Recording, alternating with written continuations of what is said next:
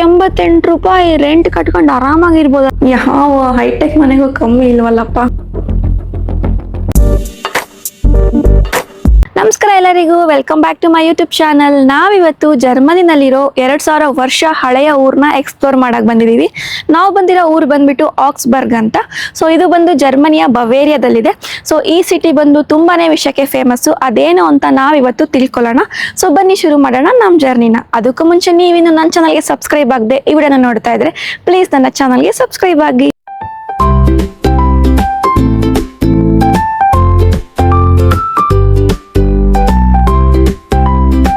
So ಇವಾಗ ತಾನೇ railway station ಇಂದ ಆಚೆ ಬಂದ್ವಿ.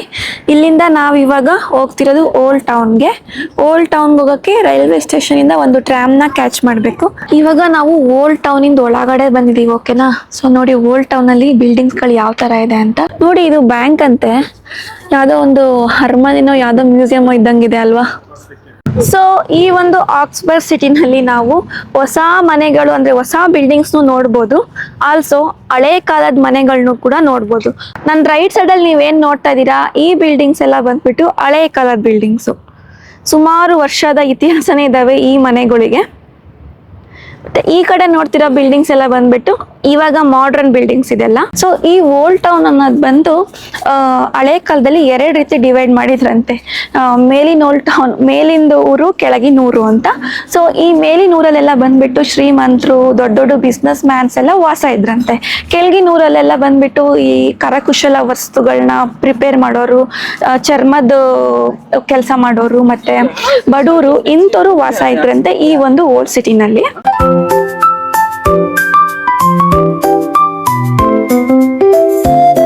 ಆಕ್ಸ್ಬರ್ಗ್ ಸಿಟಿನಲ್ಲಿ ನಾವು ಇನ್ನೊಂದು ಇಂಟ್ರೆಸ್ಟಿಂಗ್ ಏನ್ ನೋಡ್ಬೋದು ಅಂತಂದ್ರೆ, ಇಲ್ಲಿ ಮೋಸ್ಟ್ ಆಫ್ ದ ಸಿಟಿ ಮಧ್ಯದಲ್ಲಿ ಈ ತರ ಕೆನಲ್ಸ್ ಇದೆ.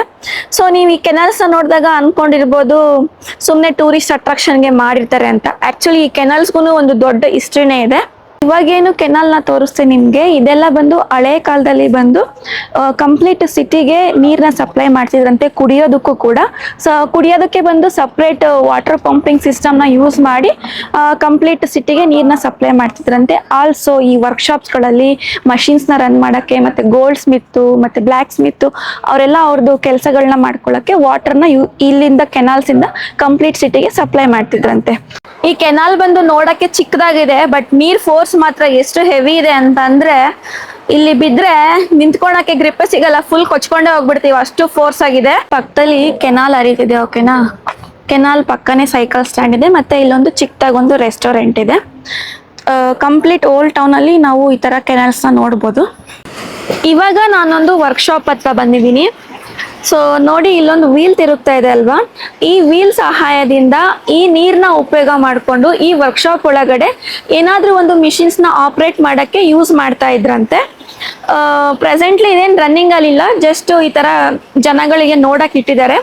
ಈ ಸಿಟಿನಲ್ಲಿ ಈ ತರ ವರ್ಕ್ಶಾಪ್ ಸುಮಾರು ಇದಾವೆ. ಒಳಗಡೆ ಹೋಗಕ್ಕೆ ಪರ್ಮಿಷನ್ ಇಲ್ಲ, ಜಸ್ಟ್ ಔಟ್ಸೈಡ್ ಇಂದ ನೋಡ್ಬೇಕಷ್ಟೇ. ಮತ್ತೆ ಇಲ್ಲೊಂದು ನೋಡಿ, ಕುಲ್ಮೆ ಕೆಲಸ ಮಾಡ್ತಾರಲ್ಲ, ಅವ್ರು ಯೂಸ್ ಮಾಡ್ತಿದ್ದ ಐಟಮ್ ನ ಇಲ್ಲಿ ಇಟ್ಟಿದ್ದಾರೆ. ಅದ್ರ ಹೆಸರು ಏನು ಅಂತ ನಂಗೆ ಗೊತ್ತಿಲ್ಲ, ಅದು ಅಲ್ಲಿ ಇಟ್ಟಿದ್ದಾರೆ.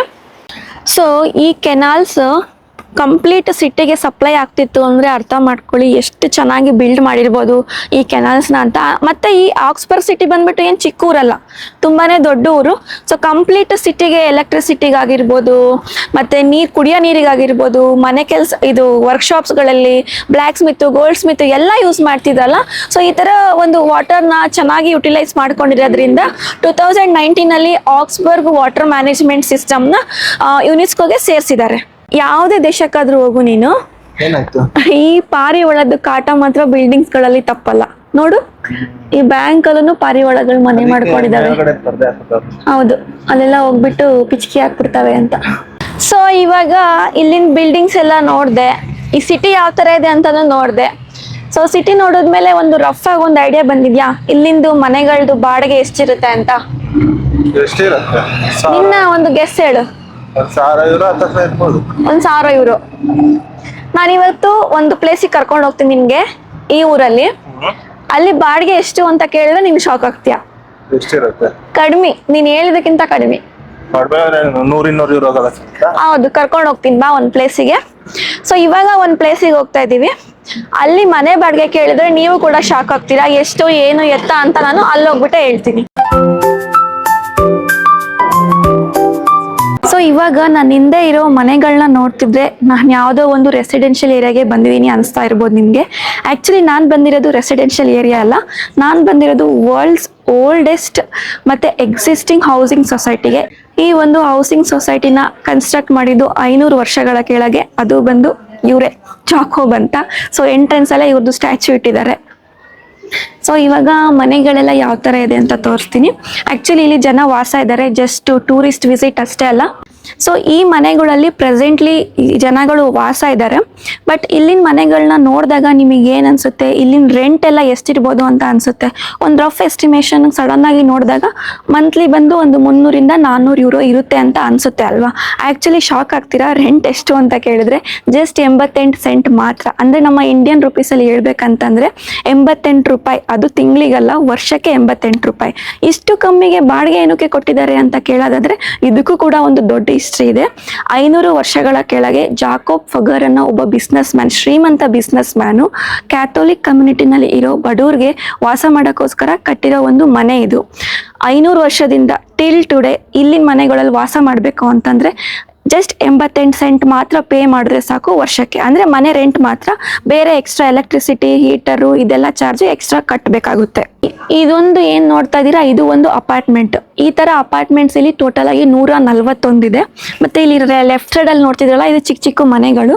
ಈ ಥರ ಮನೆಗಳು ಬಂದ್ಬಿಟ್ಟು ಟೋಟಲ್ ಆಗಿ 63 ಇದೆ. ಸೊ ಈ ಹೌಸಿಂಗ್ ಸೊಸೈಟಿನಲ್ಲಿ ಒಂದೇ ಒಂದು ಚರ್ಚ್ ಕೂಡ ಇದೆ. ಈ ಮನೆ ನಮಗ್ ಕೊಡಲ್ವಾ ಇವರು? ನಮೀಗ ಈ ಡೌಟ್ ಮೋಸ್ಟ್ಲಿ ಆಡಿಯನ್ಸ್ಗೂ ಬಂದಿರುತ್ತೆ ಅನ್ಸುತ್ತೆ. ಆ್ಯಕ್ಚುಲಿ ಇಲ್ಲಿ ಯಾರಂದ್ರೆ ಅವ್ರು ಬಂದು ಇಲ್ಲಿ ವಾಸ ಮಾಡೋಕ್ಕಾಗಲ್ಲ. 3 ಕಂಡೀಷನ್ಸ್ ಇದೆ. ಒಂದು ಬಂದು ಇಲ್ಲಿ ವಾಸ ಮಾಡಬೇಕು ಅಂತಂದರೆ, ನಾನು ಆವಾಗಲೇ ಹೇಳಿದ್ನಲ್ಲ, ಜಾಕೋಬ್ ಫುಗರ್ ಅನ್ನೋನು ಕ್ಯಾಥೋಲಿಕ್ ಕಮ್ಯುನಿಟಿ ಕನ್ಸ್ಟ್ರಕ್ಟ್ ಮಾಡಿರೋದು ಅಂತ. ಸೊ ಇಲ್ಲಿ ವಾಸ ಮಾಡೋರು ಕ್ಯಾಥೋಲಿಕ್ ಕಮ್ಯುನಿಟಿಗೆ ಬಿಲಾಂಗ್ ಆಗಿರಬೇಕು. ಇನ್ನೊಂದು ಬಂದು ಆಕ್ಸ್ಬರ್ಗ್ನ ರೆಸಿಡೆಂಟ್ ಆಗಿರಬೇಕು. ಇನ್ನೊಂದು ಬಂದ್ಬಿಟ್ಟು ಏನಪ್ಪ ಅಂತಂದರೆ ಅವರು ಬಿಲೋ ಪಾವರ್ಟಿ, ಅಂದರೆ ಫಿನಾನ್ಷಿಯಲಿ ಅನ್ಸ್ಟೇಬಲ್ ಇರೋರಿಗೆ ಮಾತ್ರ ಕೊಡೋದು. ಮತ್ತು ಇನ್ನೊಂದು ಕಂಡೀಷನ್ ಇದೆ, ಏನಪ್ಪ ಅಂತಂದರೆ ಜಾಕೋಬ್ ಫಗರ್ ಮತ್ತು ಅವನ ಫ್ಯಾಮಿಲಿಗೋಸ್ಕರ ಡೈಲಿ 3 ಟೈಮ್ಸು ಇಲ್ಲಿ ಪ್ರೇಯರ್ ಮಾಡಬೇಕು.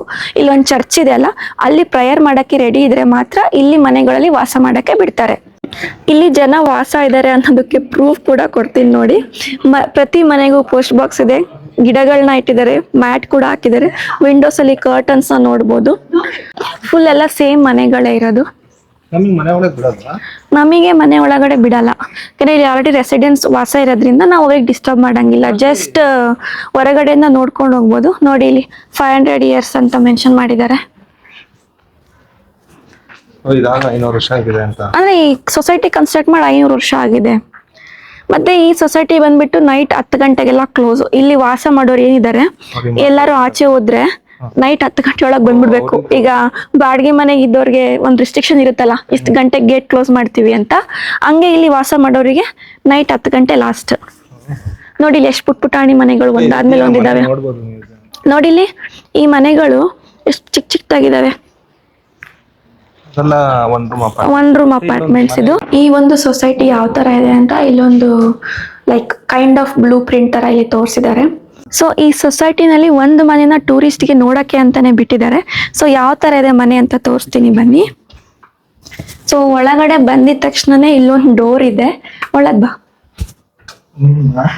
ಈ ಡೋರ್ ಓಪನ್ ಮಾಡಿದ ತಕ್ಷಣ ಬಾತ್ರೂಮ್, ಇದು ಟಾಯ್ಲೆಟ್ ಹೆಂಗಿದೆ ನೋಡು. ಆಗಿನ ಕಾಲದ ಟಾಯ್ಲೆಟ್ ನೋಡ್ರಿ ಯಾವ ತರ ಇದೆ ಅಂತ. ಅಲ್ವಾ?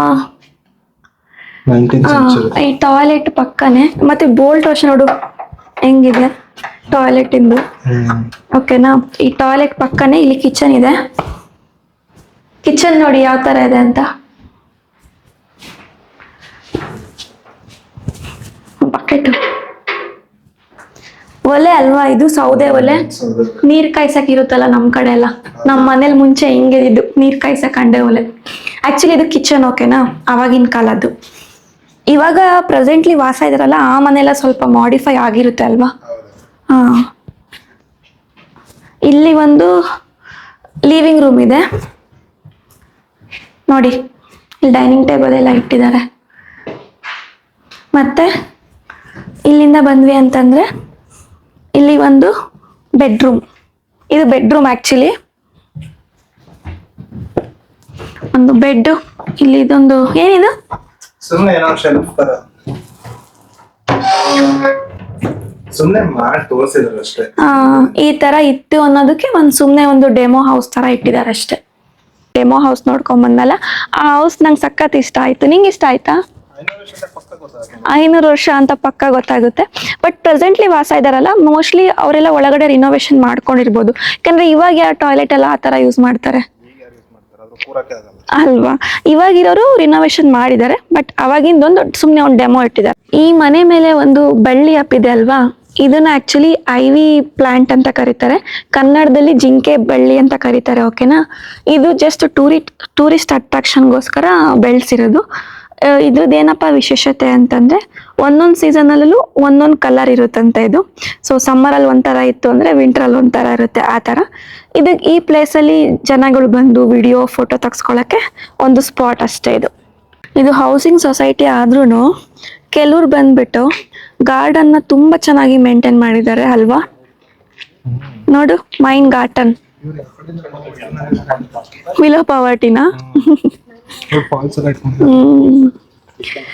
ಸೊ ಹೌದು, ಬಾರ್ಬಿಕ್ಯೂ ಇದೆ, ಫೌಂಟನ್ ಇಟ್ಕೊಂಡಿದ್ದಾರೆ. ಯಾವ ಕಡೆಯಿಂದ ಇವರು ಫಿನಾನ್ಷಿಯಲಿ ಅನ್ಸ್ಟೇಬಲ್ ಜನ ಅನ್ಸ್ತಾರೆ ಅಲ್ವಾ? ಫೈನಾನ್ಷಿಯಲ್ ಅನ್ಸ್ಟೇಬಲ್ ಅಂತಂದ್ರೆ ಮಿಡಲ್ ಕ್ಲಾಸ್ ಅಂತ. ಹೌದಾ?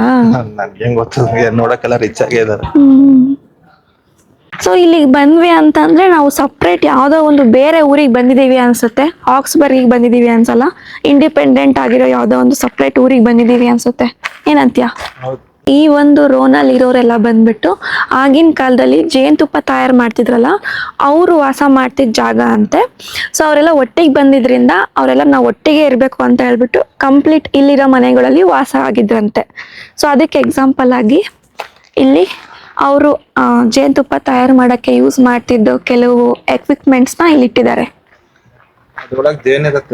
ಜೇನಿದೆಯಾ ಇದ್ರೊಳಗೆ? ಇಲ್ಲ ಸುಮ್ಮನೆ ಶೋಗೆ ಇಟ್ಟಿರೋದ?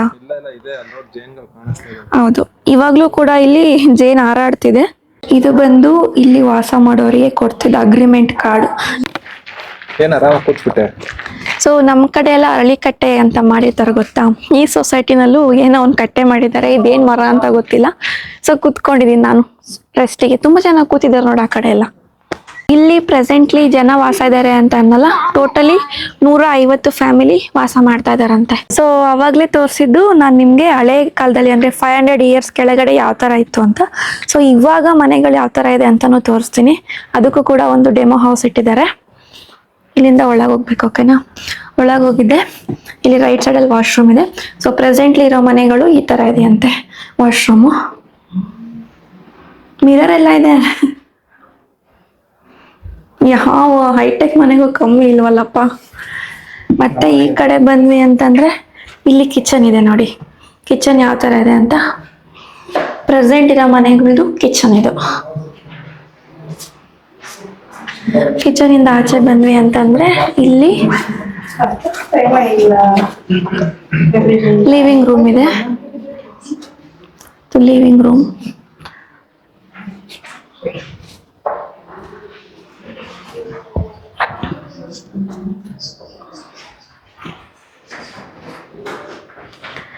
ಮತ್ತೆ ಇಲ್ಲಿ ಬಂದ್ವಿ ಅಂತಂದ್ರೆ ಇಲ್ಲಿ ಬೆಡ್ರೂಮ್ ಇದೆ ನೋಡಿ. ಇದು ಬೆಡ್ರೂಮ್. ಕಬೋರ್ಡ್ ನೋಡಿ ಹೆಂಗಿದೆ. ಟೂರಿಸ್ಟ್ ಗೈಡ್ ಕರ್ಕೊಂಬಂದ್ರೆ ಇಲ್ಲಿ ಕೂತಿದಾರಲ್ಲ, ಈ ತರ ಗೈಡ್ ಮಾಡ್ತಾರೆ. ಅಲ್ಲಿಬ್ರು ಕುತ್ಕೊಂಡಿದಾರಲ್ಲ, ಅವರು ಇಲ್ಲಿ ವಾಸ ಮಾಡ್ತಿರೋ ರೆಸಿಡೆಂಟ್ಸ್.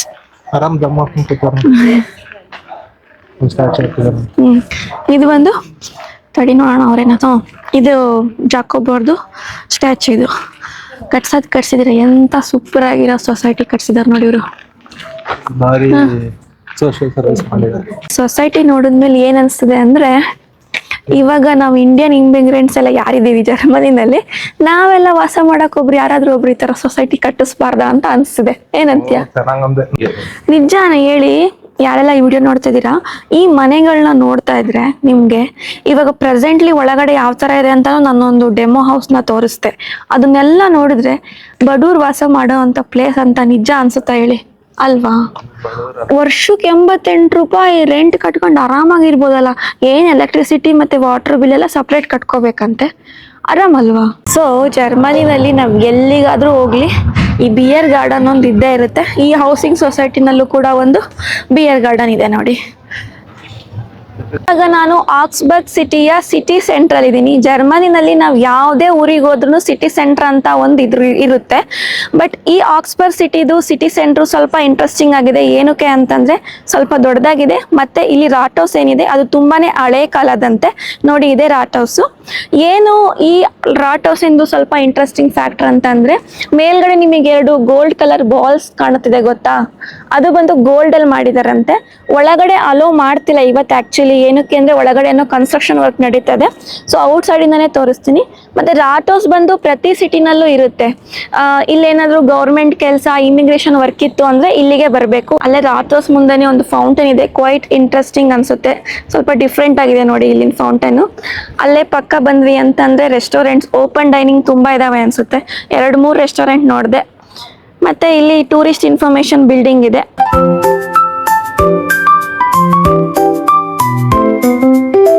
ಇಲ್ಲೇನೋ ಸ್ಟೇಡಿಯಂ ತರ ಇದೆ, ಬಟ್ ನನಗೇನು ಅಂತ ಗೊತ್ತಿಲ್ಲ ಎಕ್ಸಾಕ್ಟ್ ಆಗಿ ಇದೇನು ಅಂತ. ಇದು ಹಾಳಾಗಿರೋದಾ ಅಥವಾ ಎಕ್ಸಿಸ್ಟಿಂಗ್ ಸ್ಟೇಡಿಯಂ ಅಂತಾನೂ ಗೊತ್ತಿಲ್ಲ. ಇದ್ರ ಬಗ್ಗೆ ತಿಳ್ಕೊಂಡು ನಾನು ನಿಮಗೆ ಸ್ಕ್ರೀನ್ ಮೇಲೆ ಮೆನ್ಷನ್ ಮಾಡ್ತೀನಿ ಇದೇನು ಅಂತ, ಓಕೆನಾ? ಮತ್ತೆ ನಿಮಗೆ ಈ ಆಕ್ಸ್ಫರ್ಡ್ ಸಿಟಿನಲ್ಲಿ ಏನು ಇಷ್ಟ ಆಯಿತು? ಹೌಸಿಂಗ್ ಸೊಸೈಟಿ ಇಷ್ಟ ಆಯ್ತಾ, ಕೆನಾಲ್ ಸಿಸ್ಟಮ್ ಇಷ್ಟ ಆಯ್ತಾ, ಅಥವಾ ಓಲ್ಡ್ ಟೌನ್ ಇಷ್ಟ ಆಯ್ತಾ, ಏನು ಇಷ್ಟ ಆಯಿತು ಅಂತ ನನಗೆ ಕಮೆಂಟಲ್ಲಿ ತಿಳಿಸಿ. ನನಗಂತೂ ಹೌಸಿಂಗ್ ಸೊಸೈಟಿ ಸಖತ್ ಇಷ್ಟ ಆಯಿತು. ಯಾಕೆಂದರೆ ನಾನು ಹೌಸಿಂಗ್ ಸೊಸೈಟಿ ಬಗ್ಗೆ ಕೇಳಿದ್ದೆ, ಬಟ್ ಇಷ್ಟು ಚೆನ್ನಾಗಿದೆ ಅನ್ನೋದು ಗೊತ್ತಿರಲಿಲ್ಲ. ಲೈವ್ ಆಗಿ ನೋಡಿದ್ಮೇಲೆ ತುಂಬ ಇಷ್ಟ ಆಯಿತು. ಅಷ್ಟೇ, ಇಷ್ಟ ಹೇಳ್ತಾ ವಿಡಿಯೋನ ಇಲ್ಲಿಗೆ ಎಂಡ್ ಮಾಡ್ತೀನಿ. ವಿಡಿಯೋ ಇಷ್ಟ ಆಗಿದ್ರೆ ಪ್ಲೀಸ್ ನನ್ನ ಚಾನಲ್ಗೆ ಸಬ್ಸ್ಕ್ರೈಬ್ ಆಗಿ. ಆಲ್ಸೋ ಈ ವಿಡಿಯೋಗೊಂದು ಹೈಪ್ ಕೊಡೋದನ್ನ ಮಾತ್ರ ಮರಿಬೇಡಿ ಅಂತ ಹೇಳ್ತಾ, see you next video. Bye bye.